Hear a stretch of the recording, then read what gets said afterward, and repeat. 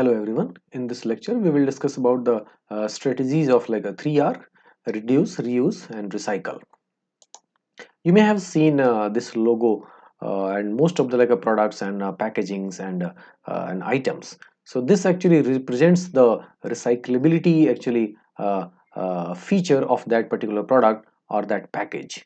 So this product actually is designed, if you have seen this logo on something, so that means this product is actually designed for like a reuse, recyclability, or reducing actually the impact in overall sense. So we will see in detail like life cycle, environmental strategy and consideration. So there are actually certain possibilities at different stages of the product at which this can be used for like a these kind of like a strategies. So for example, if you see over here at the product level, the complete product, okay, so this actually talks about the end of the life strategies like for the recovery options. So all of these are actually at the end of the life actually cycle of any product. So mainly actually they are used at that stage. So at the product level, and this the second one talks about the component level. So on the product level, the reuse of the product can be actually thought of, a remanufacturing of the product can be thought of, recycling, recovery of the components can be actually thought of, and dismantling and shredding and recycling of the product again can be thought of. So from the recovery, if you see, it goes in the like a component level. So from recovery, we can again make use of the components of that that product, or we can again go for the remanufacturing of those components. We can go for the recycling and dismantling and shredding of those components which are found. So basically the same philosophies, but at the whole product level and at the whole component level only. So how this recovery curve and optimization of recovery actually planning can be actually. So this is actually this paper suggests this illustration over here, this graph you can see. So it has like on the x-axis it has like a no recovery to like a full recovery. So if a product is able to be recovered like a completely, or if a product is able to be not recovered like a completely, so on that we can have somewhere in the middle.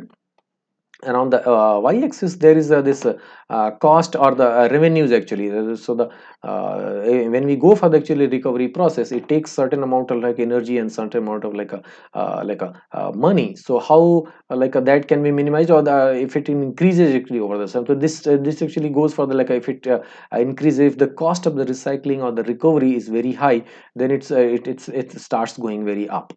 So we will see over here, this actually line suggests the cost of the recovery. So with the disassembly, testing and remanufacturing, as the actually effort actually goes more and more, the cost of actually starts increasing.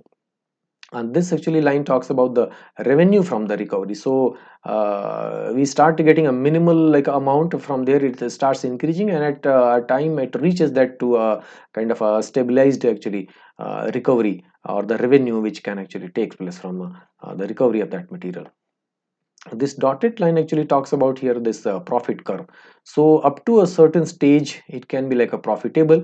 This is the actually optimal recovery threshold of this particular chosen product for the recovery, and after that actually the profit actually starts going down. So from here I think up till this stage one can actually go for like a responsible and optimized actually recovery. After that the recovery can still be like a done if the product is like a hazardous or toxic to be just let loose in the like ecosystem. Then even after like a it doesn't gives like a desirable like a profit, but it must be actually recovered and completely disposed for like a complete actually, or the minimal possible actually impact on the ecology. So there are some actually guidelines, there are some actually approaches, there are some strategies which talk about like a design for like a disassembly. So what is the like a disassembly? Like a dismantling the we discussed in the like a previous lecture, we will discuss here it in the detail. So at the different like design levels, for example like a frame design, part design or joint design, okay, we can go for like a separate guidelines or strategies, okay, which suits actually the need at that particular actually time. So for example, like a separability of toxic or harmful parts and materials, the one we just spoke in the previous slide. Okay, separability of like a high value parts and materials, subdivision into easily separable subunits, modularity of architecture, simplification of the hierarchy of connections between parts, pre-arrangement of accessible and recognizable pathways for like a disassembly operations. On the part design, if you see like a less variety or incompatibility of the materials. So this we have discussed a few times earlier also. The product should not be actually that difficult to dismantle, or it should not be actually so rigid or strong that it becomes economically like infeasible to segregate them. For example, like alloys, I have been giving like a example like several times. So there are some other types of like compounds also which become very difficult, very complex to actually bifurcate them into their like other elemental components. And yeah, so presence of flat surfaces and standardized handholds, arrangement of like a handholds near the center of gravity, provisions of lines or areas of preferential like a breakage, provisions of like a cutting or a fracture path along the interfaces of the incompatible materials, highlighting breakage points to facilitate identifying and reaching them. So these are the actually strategies or the approaches which we can adopt for like a part design, for example in the geometries and materials. And in the joint design, if you see like for example junctions of like a different materials or the same material, so using like a reversible junction system, okay, using like a junction elements that can be destroyed physically or chemically, less variety of fasteners and fewer types of fasteners that are like a difficult to remove. Fasteners are very difficult to actually, once actually they are planted in any like a concrete or brick material, they are going to be there for like always, unless that actually wall or that concrete unit is broken, because there is no mechanism to actually plug these fasteners out of that actually material. So we have to be very careful while actually planting these fasteners in the building structures. Less variety of fasteners and fewer types of fasteners that are difficult to remove, fewer fastening system that to be opened require simultaneous actions. So there are some actually fasteners which are available that are up to like a certain components of those fasteners can be actually taken out. So those kind of recoveries are advisable to go ahead in the buildings. Well, specific determinant factors for end of life strategies, if we see like reusing, remanufacturing, recycling, we have been speaking of. So physical or mechanical deterioration, risk of the damage, and technological obsolescence, and reliability and durability of components and system, ease of assembly. So these are the actually characteristics and factors for like reusing any like a product after the like end of the life cycle stage. For like a remanufacturing, physical or mechanical deterioration, again like a technological obsolescence, reliability, durability of components of the system, ease of disassembly, and cheapness of remanufacturing process. So the process has to be actually economically viable also for going for like a remanufacturing. Otherwise, if it is equal or more and than the new material itself, it will be very difficult to apply actually such strategies or approaches in those cases. For recycling, physical or mechanical deterioration is of course there, technological obsolescence is there, reliability and durability of components and system, recyclability and value of the materials, and ease of material separation and cheapness of recycling processes. So these are the actually factors to actually help this strategy of like recycling. Well, so we can talk about some design expedients over here, like a choice of the material, a junction system, and layout of the product. So minimizing the number of different materials, making sub-assemblies and parts irreversibly connected from a single material or from compatible materials, use both recyclable and recycled materials, avoid the use of toxic or dangerous materials, avoid metal inserts or enforcing in plastic components. Okay, so these could be actually for the like a better choice of the material. And then if you go for the junction system, minimizing the number of junctions and the number of different types of junctions. Okay, because junctions and joints actually complicate the structure, so the lesser the number of joints and junctions are there, the more efficient the system will be for like a design for like a disassembly and disposal. Use the rapidly reversible junctions, especially for the like connections of high value components or incompatible components. Make point of junction easily accessible. Use junction made from like materials compatible with the connected parts. Provide for separation for braking to accelerate their disassembly process. Simplify and standardize the junctions between the components. Finally, for the layout of the product, minimize the number of parts, make the architecture as modular as possible. So, well, you may be knowing already this modularity. So, modularity is one of the characteristics, one of the strategies to actually design products with the component, actually the multiplication of the component wise, so that the if we need like a more units of like that product, so the same product can come and join the first product, and they can actually multiply in the number. So the applicability, it offers actually ease of like applicability, ease of the like a flexibility, and it offers actually in the same variety we can have actually multiple like uses. Separating the functions of the component, locate non-recyclable parts so that they are easily detachable, locate parts of the high value so that they are like easily accessible and easily recoverable. So these are the some strategies which are associated with these 3 R's, okay, and which we can actually take care of while at the design stage only of the product. Some variables of like some design variables you can see over here. In conclusion, from the like analysis of the specific determinant factors for the end of the life strategies and of the design expedients dictated at achieving the requisites of the product recoverability at the end of its useful life, it is possible to identify the main design variables upon which interventions can be made in order to follow the strategies in question.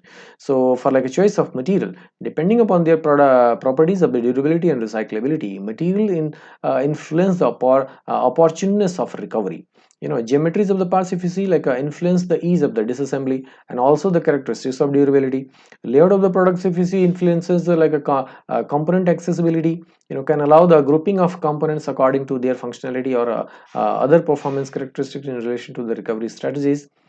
Finally, the modularity of the architecture, if you see, we discussed on the previous slide, it influences the ease of the access, separation and recovery of components or sub-assemblies. So well, all of these together, they provide this ease of like a disassembly, ease of like dismantling, separating the components of the and utilizing them, maybe remanufacturing them into like a new goods, or repurposing them for like a new purposes and new applications. So such activities can be actually taken off at the end of the life stage of that product.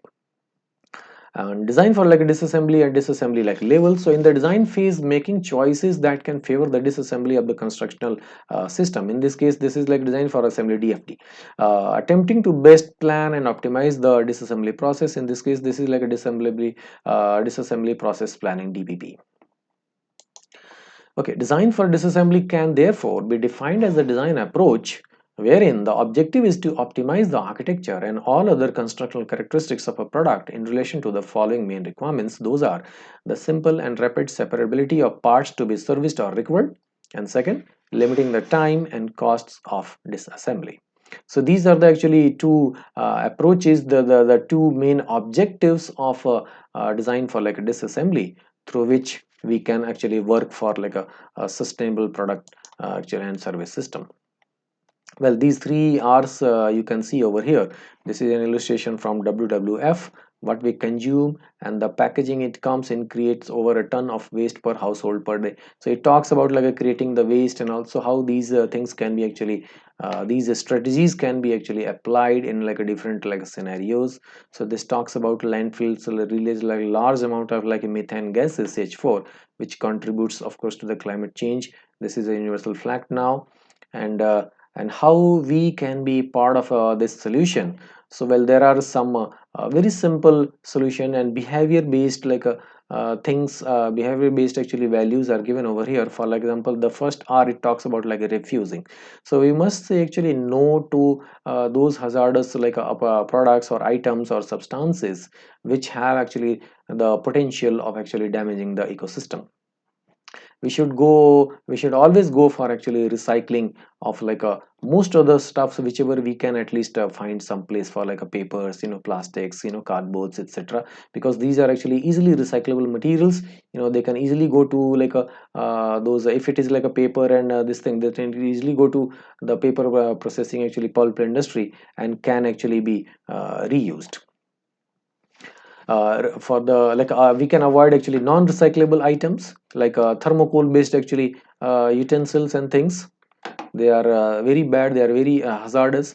We can reduce the actually the amount, we can reduce the actually consumption. We can more make the move to clean the energy. Actually we can move towards actually reducing the impact through this approach also. We can go for actually reducing the energy, we can go for reducing the use of the consumption of the material.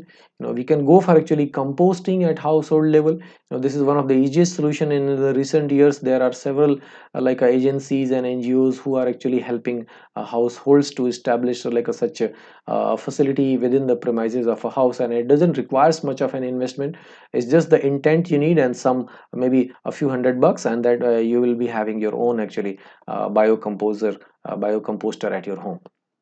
You must actually look on the internet to look for some easily solutions, some hand-based actually solutions, so that you can start doing this activity at your home only. Okay, and there is another approach of a reusing. Okay, so we should not actually throw stuff if there is some potential of in that product to be being as some other material or some other application, so we must actually reuse it. Okay, or maybe we can upcycle it, and at worst at least we can downcycle it. We must choose actually responsible materials which are rated. We can always go for reusing such stuff, so we can always go for a refill packs of several products. Okay, we should not buy the main product, with the boxes and other packaging materials every time. We can always go for refilling, so in turn we can save a lot on the packaging part. Okay, on the food waste, if you see how the food waste can be actually taken care of, so there are several systems already in place, in different places. You may have seen in your institutions and schools and colleges how the food waste from the dining halls actually they are actually being disposed. So well, planning can be done in the first place beforehand to create this mechanism and this system in place. We can do it at home also at smaller scale. Okay, we can go for keeping it for safer for sometimes, so that it can be if there is a possibility of reusing it, okay, by somebody or the family itself, and then we can go for a composting at the household level. And if not, at least we can give it to some NGOs and some agencies who actually distribute it to the needy. For regarding a sustainable shopping, if you see over here, so in this one, this talks about the choices we make at the checkout can have a considerable impact on our sustainable future. Showing retailers and manufacturers that we want sustainable options will create more demand for them. So we must actually have responsibility whenever we are in the commercial establishments, and we must actually put up this straightforward demand for actually using responsible materials and sustainable actually packaging and other stuff. So in turn, actually this kind of demand will put a pressure on the shopkeepers and the suppliers, and in turn they will be actually looking for such solutions, to providing actually such solutions. So we must actually opt for energy efficiency. We opt for actually recycling. We should go for to the local shops. We should go as much as possible for being a natural, or sourcing natural. We should actually not eat, or even if we are eating, then we must eat very little of this red meat, because this is one of the highest actually impacting food material in the entire food ecosystems, that we have seen it in the one of the previous lectures. Okay, then we should help some animals also who are in the need. We should actually reduce waste. We should actually avoid actually sending our stuff to the landfills. We should actually try actually disposing of properly on site itself.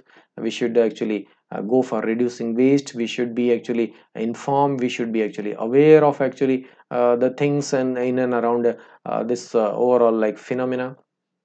So these are actually some sustainable actually practices we can adopt ourselves. If you see over here, so this is the actually slide which talks about the health of of the water body of for example oceans. So the problem, if you see, our oceans ability to buffer climate change impacts by storing additional heat and carbon is weakening. So in the recent years there is a lot of a pressure being exerted, okay, on the oceans also, in terms of excess a CO2. Well, the consequence is the temperature rising and acidification, the threatening of the earth's most productive and biodiverse ecosystems. Coral reefs, etc., also have been like endangered in the recent times. Extreme weather events are actually occurring at different places.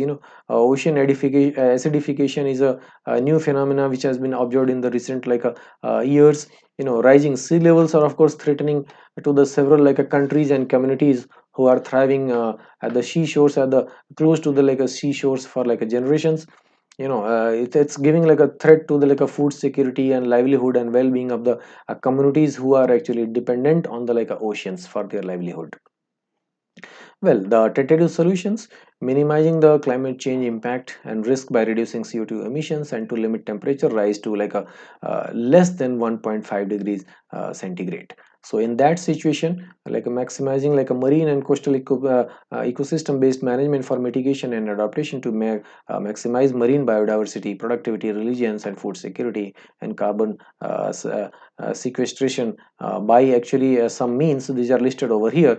Explicitly we can go for including marine and coastal climate solutions for a migration and adaptation in climate finance and mechanisms and funds. We can go for implementation effective network of marine protected areas to cover 30% of the oceans.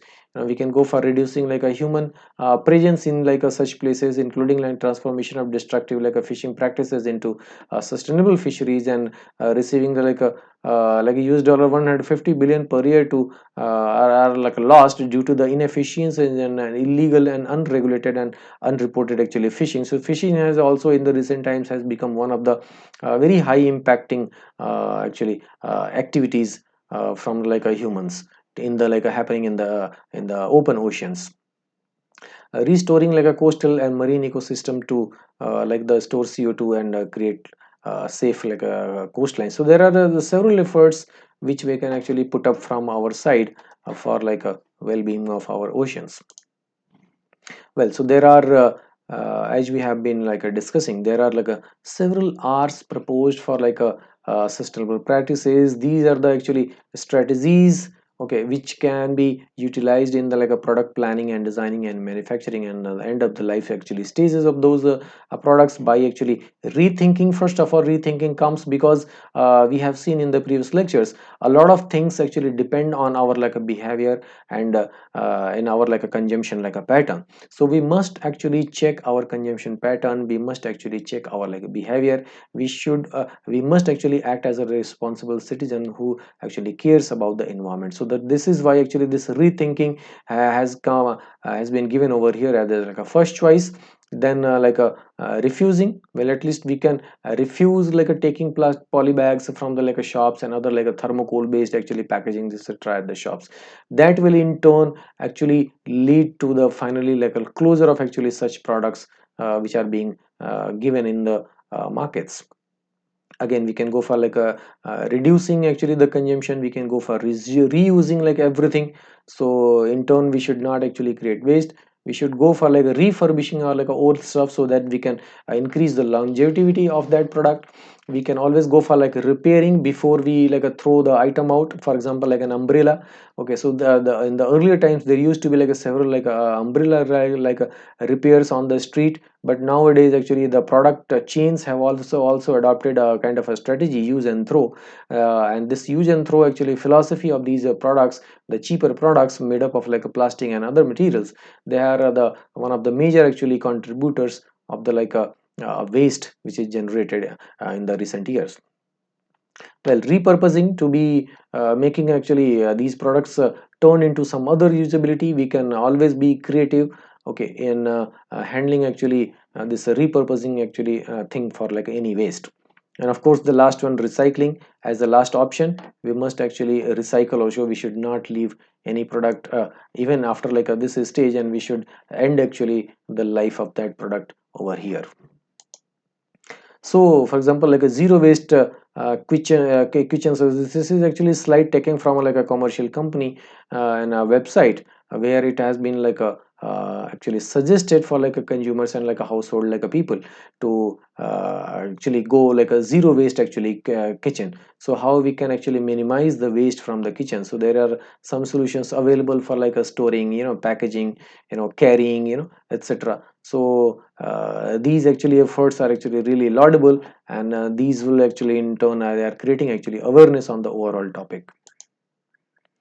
Well, there could be like several other approaches also to refurbish, to repurpose and recycle and reuse actually stuff. So there are this is actually listed over here, some ideas actually for creating gifts out of the waste material, out of the like a discarded or the end of the life stage actually products. So there are actually similar such efforts given by like several agencies, and these are being actually made available for like a public awareness and information through like a social media platforms. So we can also utilize the potential of social media for actually spreading this awareness. Well, such awareness are also nowadays part of the like our schooling. So children should be actually informed of like a such catastrophic actually repercussions at the early stage only, so that they can be like a responsible citizen later. Well, you may have seen like such color coded trash boxes. So you must actually be have like a responsibly while you are throwing any waste which you could not actually recycle or reuse or reprocess at your home only. Okay, so you should always actually keep the particular types, a particular actually class of these goods and waste material in the particular actually color coded these waste bins.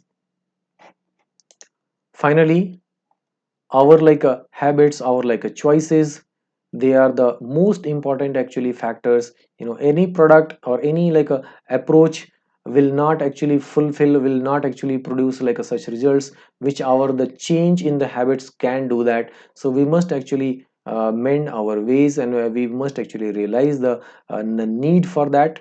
Okay, and we should actually adopt this strategy, well, which is given by like this actually researcher over here, which talks about using whatever we have. Okay, at least not simply going to the market and buying stuff.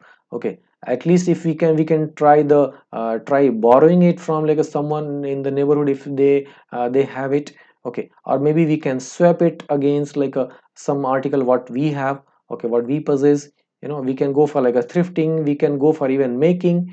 Finally, if it cannot be actually did below all these many like efforts, then only I think we should buy like a new stuff. So we have to be the purpose of actually this last slide is to make us aware of the need and the change what we as like a people can bring by mending our like a changes, by bringing actually change in our like behaviors in like buying stuff. So with this, I would like to end this lecture over here. Thank you, everyone.